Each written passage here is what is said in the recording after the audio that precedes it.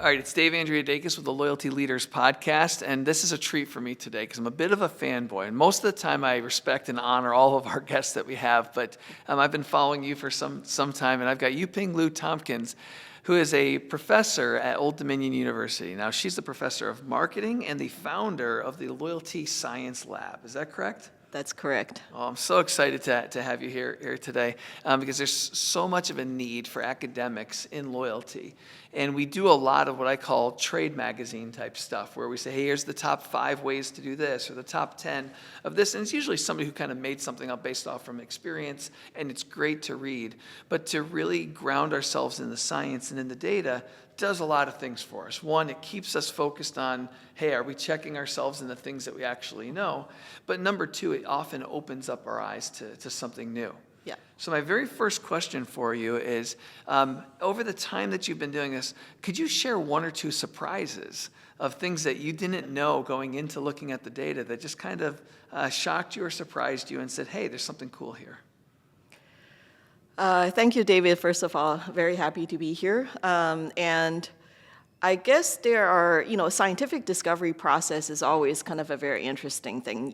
Our normal research process is you go in with a hypothesis, and you gradually go from there and try to, prove your hypothesis. In some cases, you actually see not proving, the hypothesis part of it.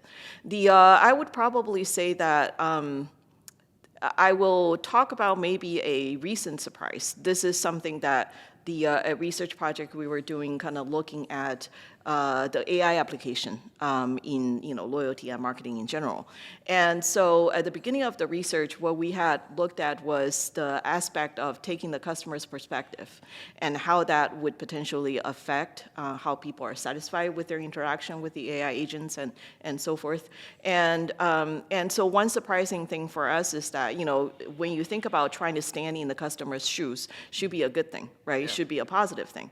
But we found across multiple pre-tests that we were trying to run is that it actually created a negative effect. So that kind of forced us to go back to the drawing board and try to really look at what is wrong with what it is that we were trying to accomplish here. And then it turns out that taking people's perspective, the concept is great, but the way you implement it is really important because people can find they think you are being arrogant. You assume that you know me. Yeah. When you may not necessarily do so. And people see it as a potentially controlling of their choices. Sure. And so they're reacting negatively to that. I love that, standing in the customer's shoes. And I recommend to everybody listening, right, if you're working with your customer base to get out there and experience what you're trying to implement, like stand in the store, stand at the airport and say, hey, how would this actually feel or roll out? And that continues on to, hey, how are the employees going to implement this thing, because that's where things could fall apart. Talk to me just a little bit about what the Loyalty Science Lab actually is for those who don't know, because you have data sets and you have access to a bunch of students and professionals that can help with this. How could somebody come and access your services? Sure. So I created the Loyalty Science Lab about 5 years ago, right actually at the beginning of the pandemic, so coincided with that time period. And I have personally been doing loyalty research for the last 20 years or so. And as I do research, I find that this is an area where it connects a lot with the industry. I personally have worked with businesses, collaboration on research subject areas and so forth. And in business school, I would say in general that there's more of a trend in terms of engaging more with the business community, because a lot of times what we do in terms of research gets published in top tier journals, but they are read so little by outsiders. We talk about how finance in the connects really well with the industry. But I would say marketing is not really quite there yet. So we do research, but it's not read enough by practitioners. So I think that's the initial inspiration really coming from for why I wanted to create a Loyalty Science Lab, is to bring that academic research out. And also to create a dialogue really with industry practitioners in the loyalty space. What are you seeing with customers right now? And that frequently inspires into a research question that maybe academic research has not really thought about. And so there's like a lot of I call it a win-win kind of situation where both kind of learn from each other in doing that. And so we are advised by an advisory board of loyalty executives from various industries like finance, CPG, restaurants, so forth. And that helps us to kind of keep that dialogue going, and in terms of research priorities and stuff. And we're really open. I would say we don't necessarily have a set model in terms of like how do we actually work with practitioners. On a daily basis, we do research based on what we're hearing from practitioners. We publish research reports, academic research papers, and as well as kind of like more trade journal targeted type of where we kind of bring out the scientific insight, putting in more accessible terms and talking more about key takeaways, how you can potentially utilize that insight. But we also work with the individual companies kind of like, working together to see a perhaps more complex situations that's less standardized in a typical situation. So then we kind of do a more in-depth dive into it, whether that's data analytics, whether that's a combination of data analytics and qualitative understanding of the customers. And so kind of bringing that more of a scientific understanding from psychology, from a variety of different fields into it. I absolutely love that. So let's stay on that topic for a second, because you've created something spectacular. You have a bunch of practitioners that you're working with to bring in to say, hey, real world contextual examples, and you're helping to guide them. You're holding down the fort on academic excellence and making sure that everything meets a standard of quality that is something you can make real scientific statements on, because you're interrogating data and you're looking for proof points rather than just kind of guesswork. And you're employing and giving lots of opportunity to students to work against these particular problems. And so you are really the ringmaster in helping to bring all these groups together. So in creating that environment, you give everybody an opportunity to learn from each other. Who's easier to teach? Like, what makes the better student? The practitioners with all the great context, or the students with all of the hunger for academics? I actually find that industry practitioners, believe it or not, actually tends to be the best receptive audience for what we do. Because I guess in a way, the loyalty space, there's not a lot of researchers that are coming out of the academic ivory tower, to kind of do these kind of things. So it's relatively new, I would say. And some of the psychology research and people's mindset, how they respond to things, is just like such a fascinating topic.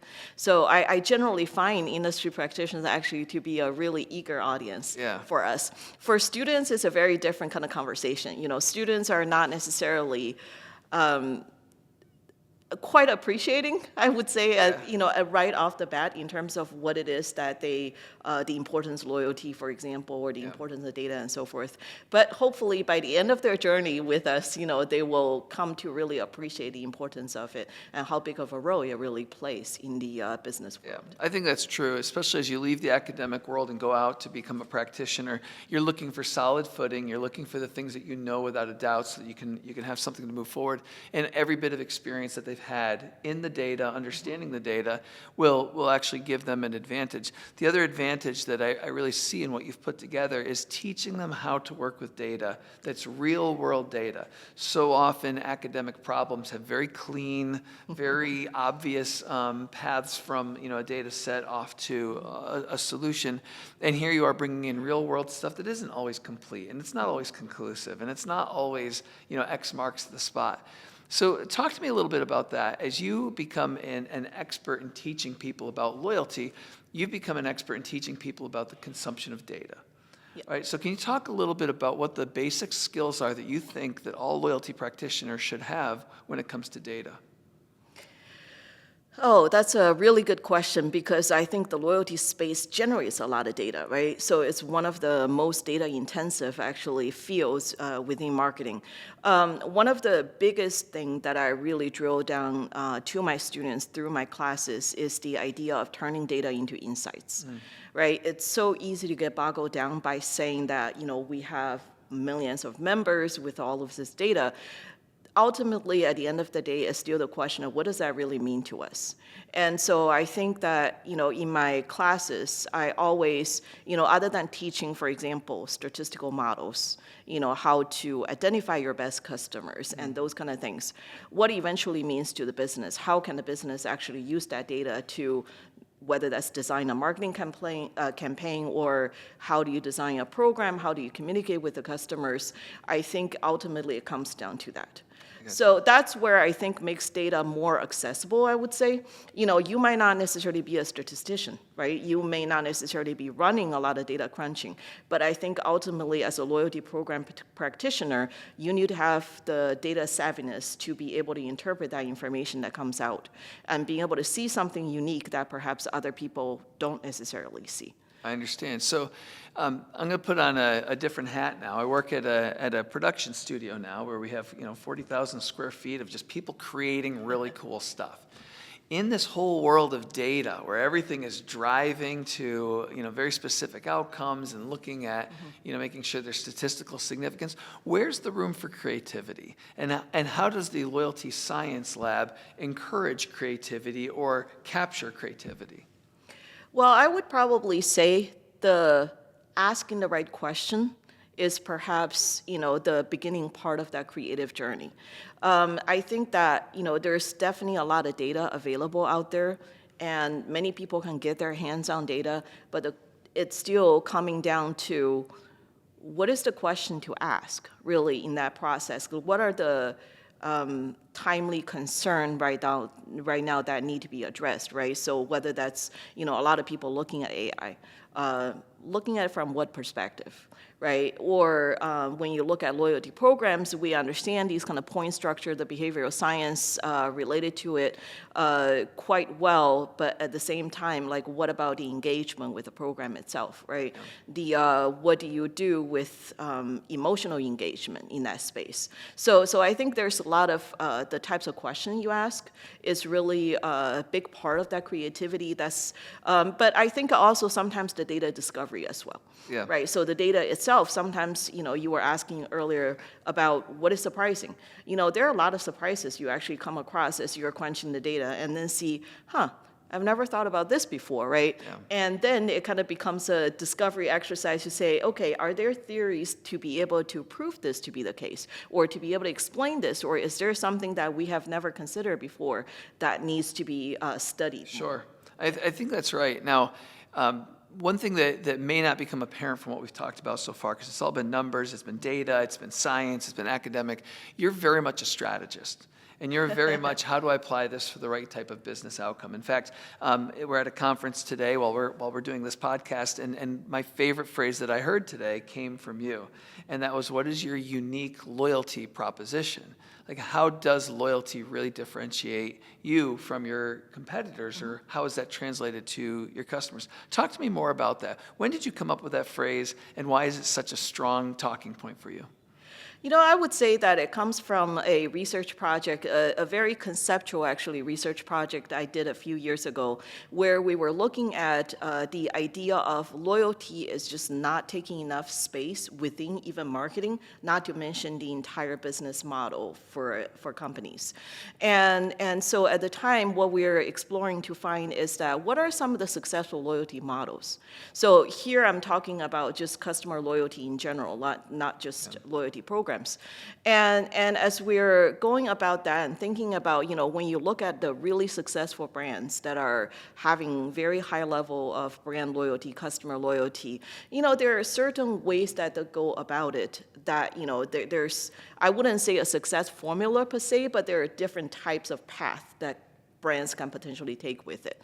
And so through that research, I really think that one of the missing point that we see is that when you look at business plans, business models, whether that's a startup or a big business, a lot of it is very much on how do we acquire customers? What is our unique selling proposition? What is our positioning in the marketplace?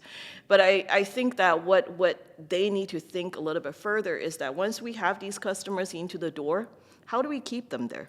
Yeah. That should be part of the business model, right? Because otherwise you get one-time buyers that eventually kind of leave you, then where are you at that point in time?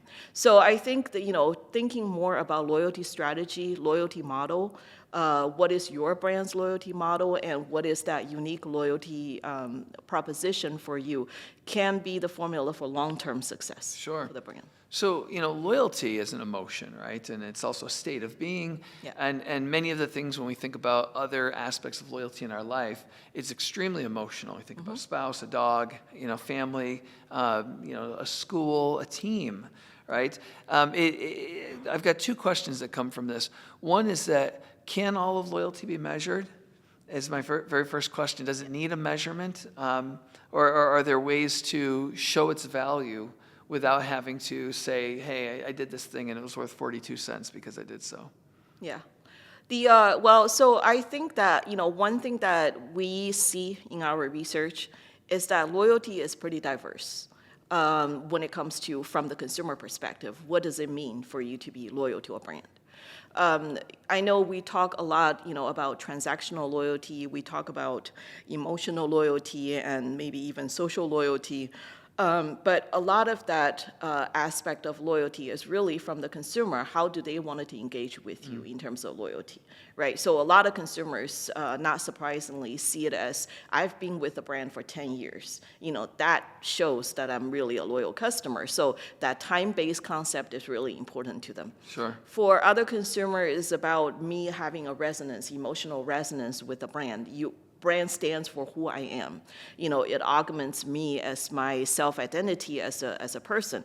So that could also be the loyalty for the customer as well. And I think that when we kind of looking at consumers, looking at the drivers of their loyalty and so forth, based on how they see loyalty as a concept, there's a huge amount of difference, right? People who are looking for, they identify, my buying from you all the time is not really loyalty. My emotional connection with you is really what I consider to be loyalty.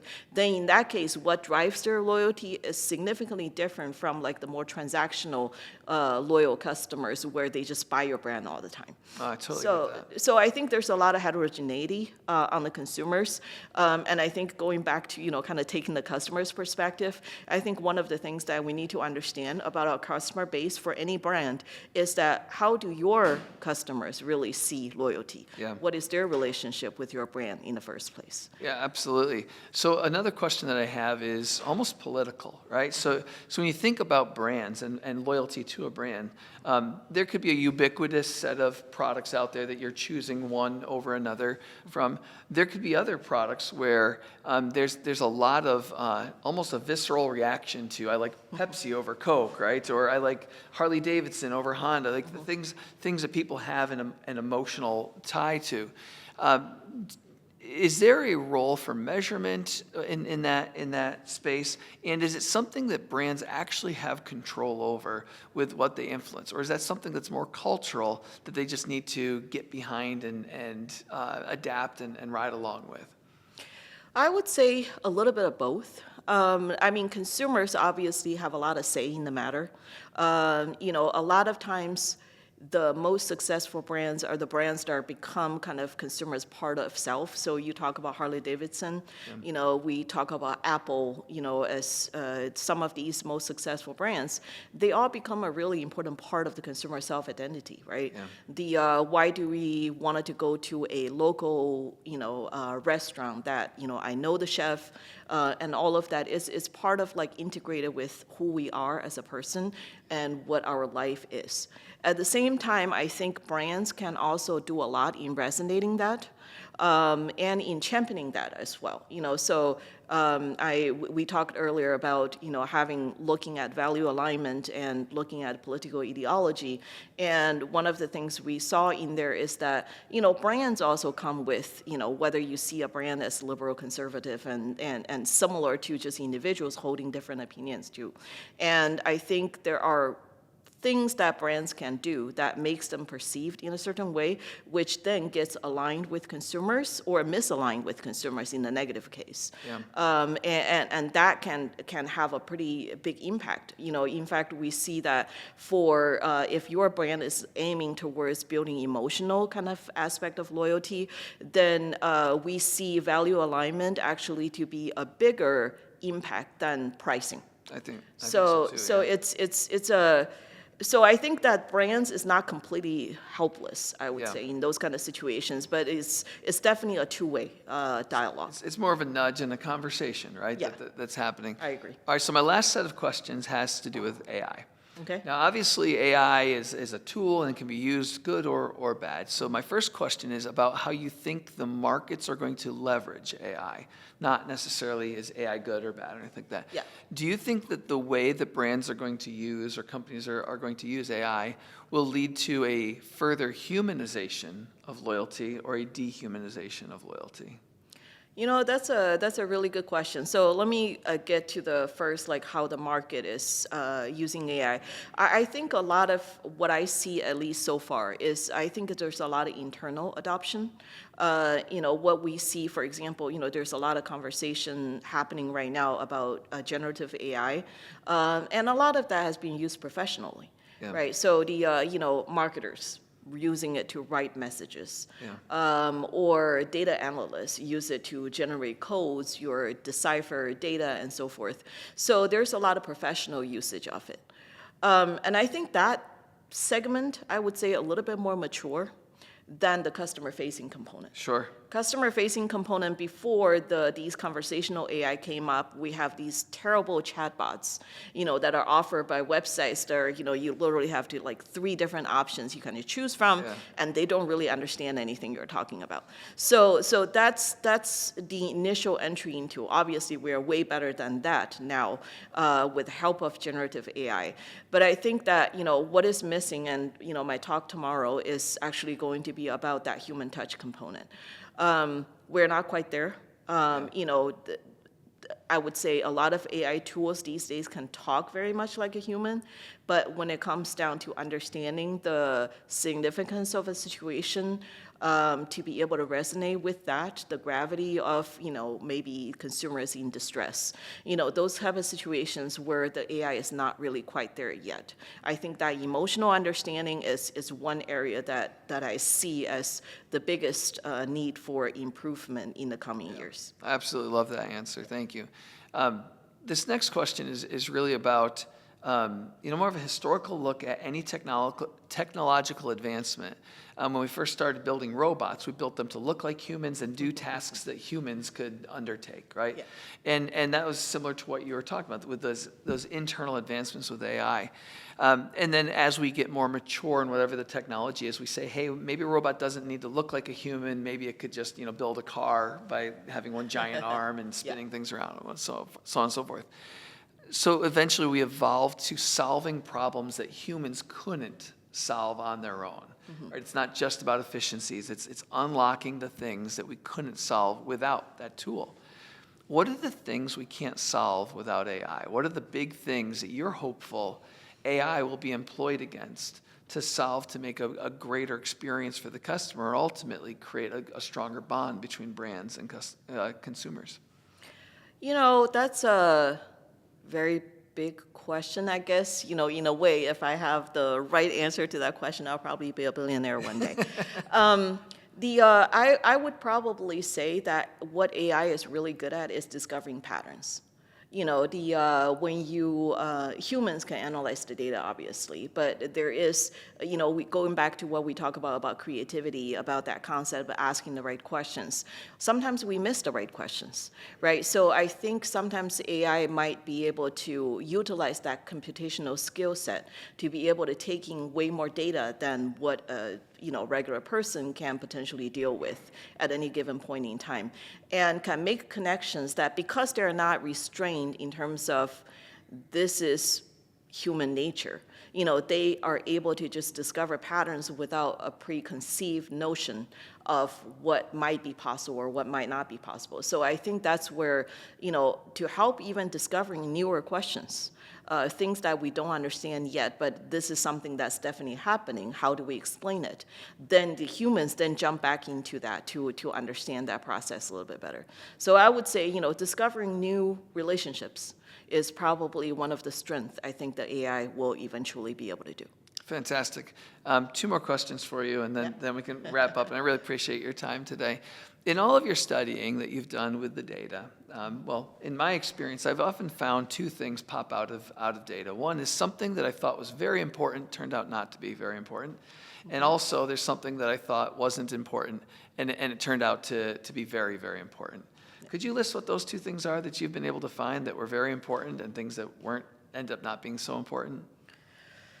I would probably say that, there are regular things that you would expect them to be important, when it comes to, product perceptions, price matters and these kind of things, to be pretty important, across the board, whether you are looking at the data or you're just talking to a regular consumer.